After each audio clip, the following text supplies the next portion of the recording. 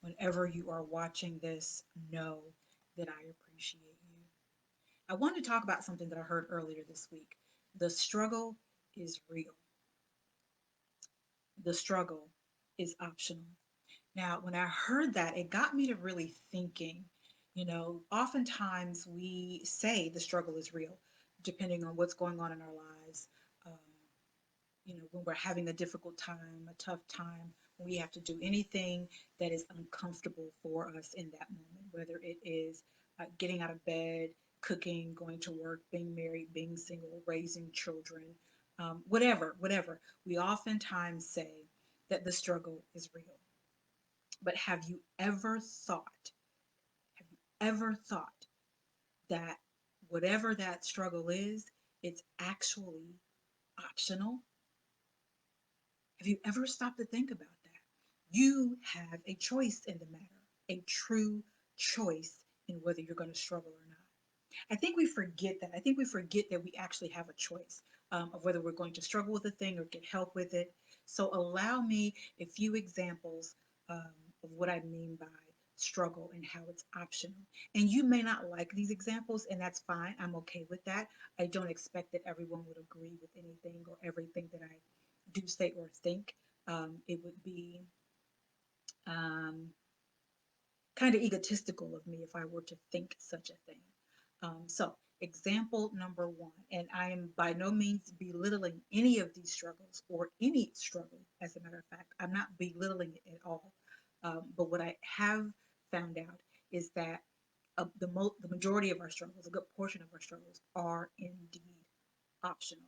So, again, example number one is struggle with addiction, and that's addiction to anything. You, your addiction is an option. If you are addicted to drugs, alcohol, prescription meds, food, sex, cigarettes, shopping, whatever it is that you're addicted to, there's plenty of help out there for you to tap into. There's plenty of resources that you can utilize in order to get help with that particular addiction.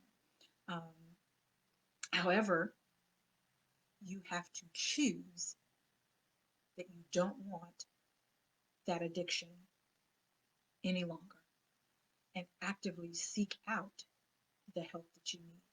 And sometimes actively seeking out the help that you need means that you actually have to tell someone um, that you need that help. You have to let people know, you have to ask them for help in getting into a program or starting a new process, whatever it takes to get over that addiction. You may have to ask someone to be your accountability partner, someone who will be honest with you, um, and say basically what it is that you need to hear, in love, of course, but it may not necessarily be what you want to hear. So, your struggle with addiction, whatever that addiction is optional. Example number two, struggling with going to work. Now, when you struggle with going to work for someone, just know, or just remember, I should say, why you're going to work, the reason for you going to work.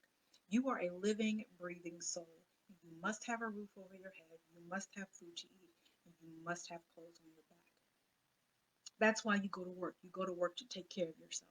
And if you happen to be in charge of taking care of the lives of others, whether they are your children, your parents, your grandparents, your spouse, or even your pet, that is a reason why you continue to go to work.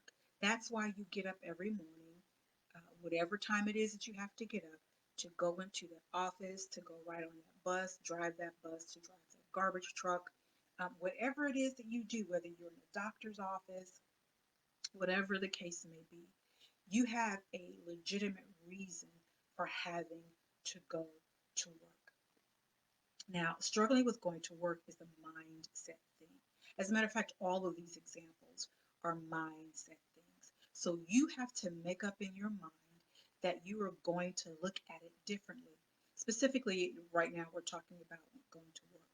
So instead of saying, I have to go to work, say instead, I get to go to work. A good friend of mine taught me that. And I love it so much. Not I have to go to work, but I get to go to work. And this is why that's important, because there are so many people out there right now who wish that they could take care of themselves and they could take care of their family. But especially right now, in the times that we're in, that's a very difficult thing to do. So many people have been laid off from work. So many companies have closed, and so many people have had to go to food banks or ask for handouts or get on government assistance, which they had never been able, they never had to do before, or it's been quite some time since they've had to do it. And so they don't get to go to work. They don't get to take care of their families the way that they would like to take care of their families. But then you also have those people who wish that they could work, but for whatever reason, they cannot work, whether it's a disability or whatever, whatever the case may be, but they can't work. So be appreciative of the fact that, you actually have a means of taking care of yourself and taking care of your family. Again, whether it is children, spouse, grandparents, whatever that may be, or even just a pet, you have the means to do it. So be appreciative of that. Now, if it is, let's say, the company that you work for that's making it difficult for you to have the desire to go to work, then you do what's necessary to change that environment. So if you must stay there, then go in with a positive attitude. Exhibit a positive attitude. Be the person that lights up the place versus the person that drags it down. And if that doesn't work, then do what it takes to find another job. That could be as simple as actually just applying for other jobs, or that could be that maybe you need to get some additional training or education in something, um, in order for you to get another job or a better job. Um, Maybe you need to figure out what it is that you really have a passion for, what really intrigues you, what are you really concerned about, and maybe that's where you actually need to put your energy. Maybe that's the field or arena that you need to work in. Or maybe it's just that you need to network. Maybe you need to start talking to more people and finding out what it is that they do and see if that piques your interest. Or find out if they know of anyone that's hiring. See if they've got, connections or friends that may be looking for new employees or may be able to guide them in the right direction. Network a little bit more. And then example number three is the struggle with being married or single. Now, I will say that living life with someone can be difficult, but my prayer is that you have made up your mind that because you love this person, whomever they are, and because you love the Creator, um, you're going to stick it out. You're going to stay in the game. You're going to stay in the marriage. And when times get tough and communication may be difficult, then calm your nerves. Choose the words that best reflect how you feel in love, not anger, not spite, or even in disappointment. And remember that we all make mistakes, we are all flawed, and we all deserve grace. So the next time you and your spouse are at odds, remember that you don't ever want to hurt that person or make that person feel unloved. And understand that the same treatment that you desire from them is the very same treatment that they desire from you. Uh, but understand this, though. Understand this. If that relationship is toxic or abusive, seek help and seek it now. Don't mess around with it. Don't say it's going to change. Don't say it was a one time thing. Don't say that it may not happen again. You don't know. Seek help and seek it now. Being married is an option, uh, but so is being in a miserable marriage, a bad marriage. So pray and decide what is best for you or even that other person, and then move forward accordingly. Now, as for struggling with being single, embrace your singlehood. Explore the world, find out who you are, what you like, what you don't like. Discover what you can do for yourself before you begin looking for others to do it for you. mingle a little bit more, get to know people, date for a little while. And at the end of each of your relationships, take the time to examine the role that you played in that relationship ending. But then also make sure that you take note of those things that just kind of rubbed you the wrong way, or even those things that are now non-negotiable for you. But also hold in mind, keep in mind that you also must be realistic about your expectations of another person. Don't expect them to do for you what you wouldn't do for them, or even for yourself. You know what I'm saying? Maybe you don't. Let me tell you what I mean by that. Don't say that you want a husband or wife that would, let's say, buy you an expensive gift, an expensive item, um, if you wouldn't buy it for yourself, or if you wouldn't bother to buy it for them. Don't say that that's something that you want. So if you wouldn't buy yourself some Louboutins, don't expect that he would buy them for you. If you wouldn't buy yourself a Rolex, don't expect that she would buy that for you. If you won't even do what it takes, save up the money, get your credit right to buy yourself a condo, don't expect them to put you up in a mansion. That's what I mean by that. And then treat them the way that you want to be treated. Treat them the way that you desire to be treated yourself. And then prayerfully, hopefully, they will reciprocate. Also, this is very important as well. Also, know what your love language is. And as well as know what your love language is, know how it is that you choose to or desire to demonstrate love to other people. Be clear about that, very clear, and then communicate that with the person that you're seeing, with the person that you're dating, with the person that you're marrying. Make certain that you communicate that, because we are not mind readers, and no one likes to be punished for an offense that they didn't even know that they were committing. So make certain that you communicate what it is that you like and don't like, how you like to be cared for, what makes you feel safe and secure.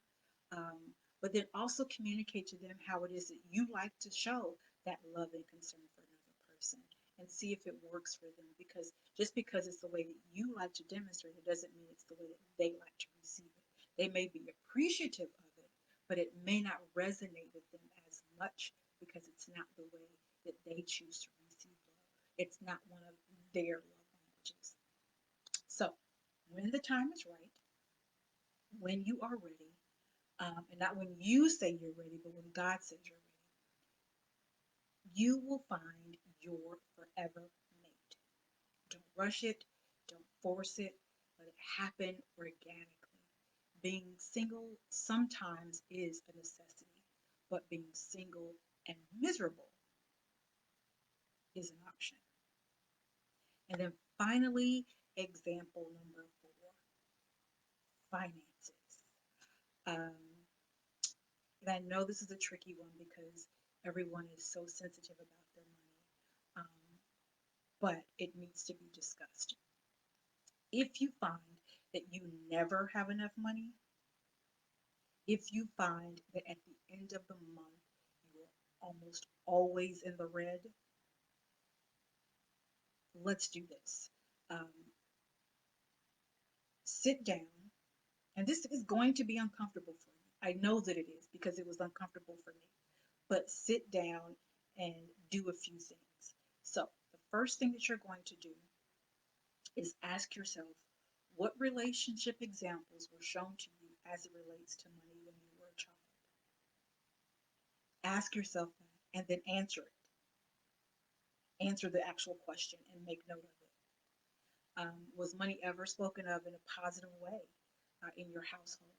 Or was there always talk about how hard it is to get money, and even harder to hold on to it? Then, two, you want to also ask yourself what money is to you. What does it mean to you? What does it represent to and for you? And then, three, you're going to hold on to your receipts for a whole month, an entire month. Every item that you purchase, hold on to that receipt. Every single receipt. Take a piece of paper at the end of the month, take a piece of paper, and then write down how much money you bring home. Write down how much money you bring home. Not how much money you make, not your gross. Not your gross. That's not what we want. We want to know how much money, your net, how much money you actually bring home every month. Put all of that in one column. Put that at the top. I'm sorry. Put that at the top. And then in one column, you're going to write down all of your monthly bills, all of your recurring, static monthly bills, those things that come in every month no matter what. That would be your rent or your mortgage. That would be your electricity bill, your utilities. That would be your cable bill, any and all of your insurances, your car note, etc. Write all of those bills down in one column and the dollar amount and when they're due. Write all of that stuff down in one column. And then in the column next to it, this is where those receipts come in handy. Then in the column next to it, you're going to write down every item and every dollar amount. Every item and every dollar amount. You're not going to take just the total of the receipt. That's not what you're going to do. You are actually going to sit down and write down every item, every single item. So just so that you're clear, I want to make sure that you're clear. This is a receipt that I have from Walmart. I am going to write down on a piece of paper every single item on this receipt and then the dollar amount associated with it. When you do that, once you've got how much money you bring home, your net, once you've got what your monthly recurring bills are, again, that's your rent, your mortgage, your car note, your utilities, all of your insurances, whatever they may be, life, health, car insurance, renters or home insurance, whatever that insurance, those insurances are, you can write that down. Your cable bill, your cell phone bill, all of that stuff that comes in every single month. You're going to write all of that down.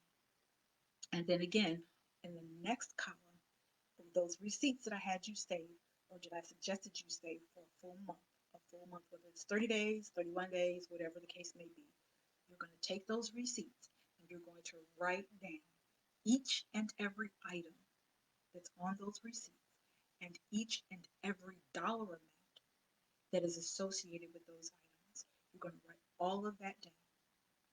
And this is what that's going to do for you. That is going to tell you exactly where your money is going.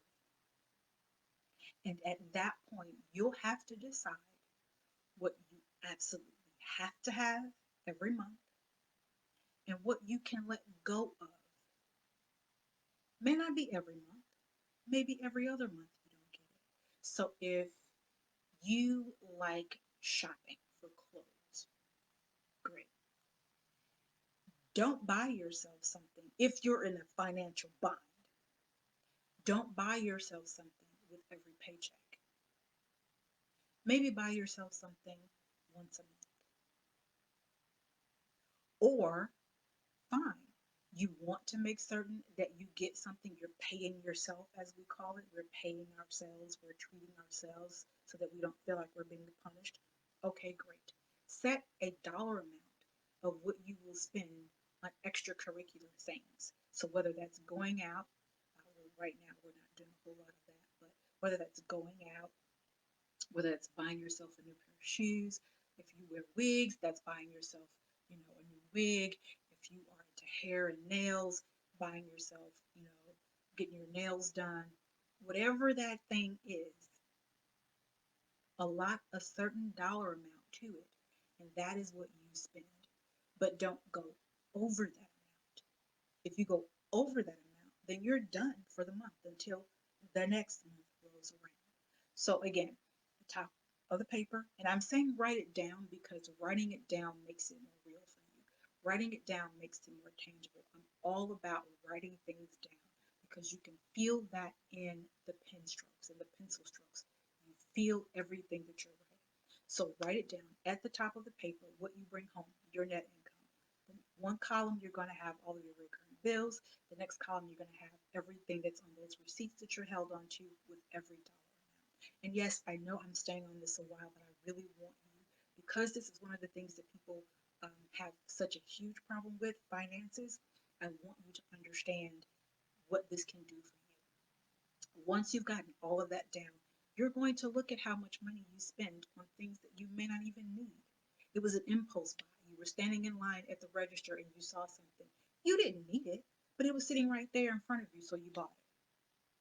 Whether it was a magazine, whether it was a souvenir mug, whether it was a lighter for you can, light your candles around the house, whether you were a smoker and you wanted, you saw this lighter with a, who's this guy that I used to see all the time? A lot of fancy work with skulls and all that stuff. Exquisite work, however, um, an unnecessary purchase is basically what I'm saying. It's an unnecessary purchase. So do that. It'll show you exactly where you're spending all of your money.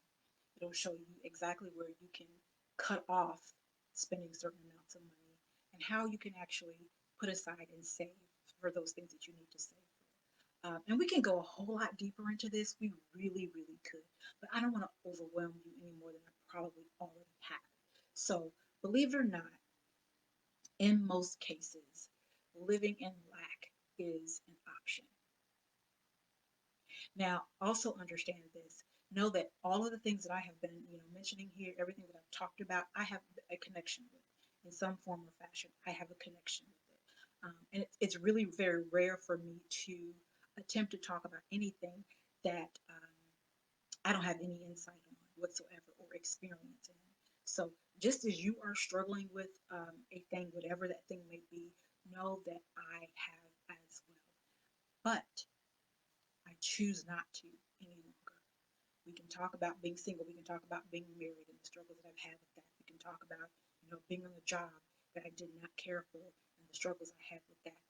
We can talk about finances until the sun comes up and then goes down again, and how I've struggled with that.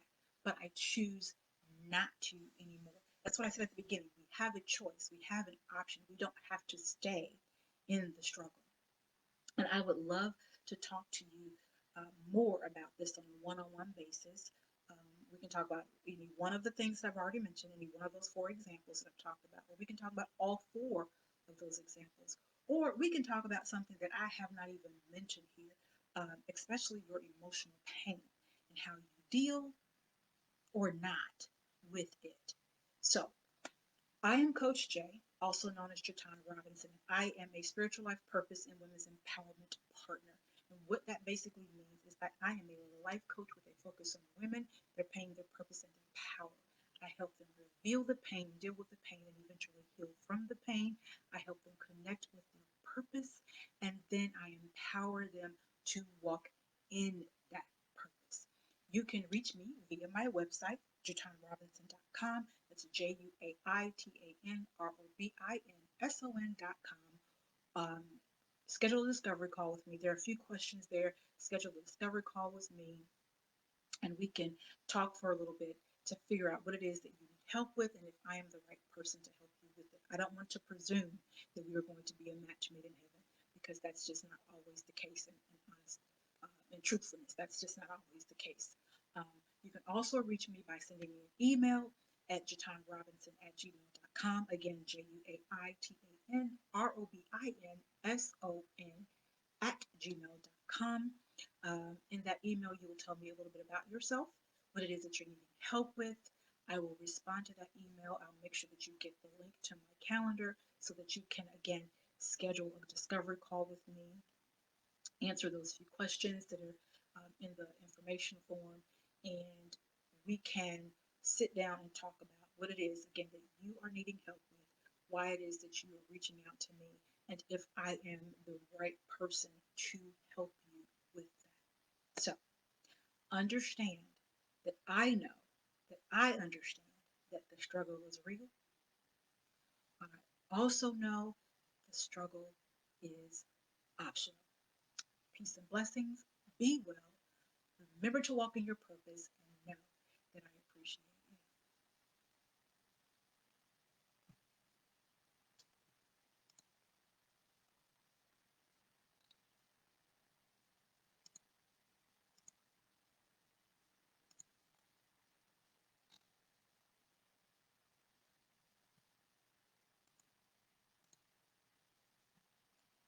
All right, let's go ahead and end that. Thank you again so much. I appreciate you, and I will see you in the next video.